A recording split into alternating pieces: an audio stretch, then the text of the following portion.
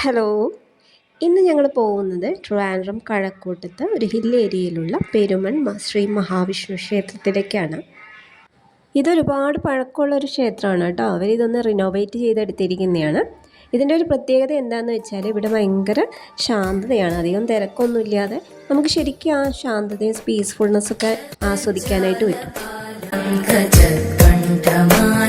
ശരചന്ദ്രബാലം മഹാദൈത്യകാലം നവോനീലകായം ദുരാവാരമായം സുപദ്മാസഹായം ഭജേഹം ഭജേഹം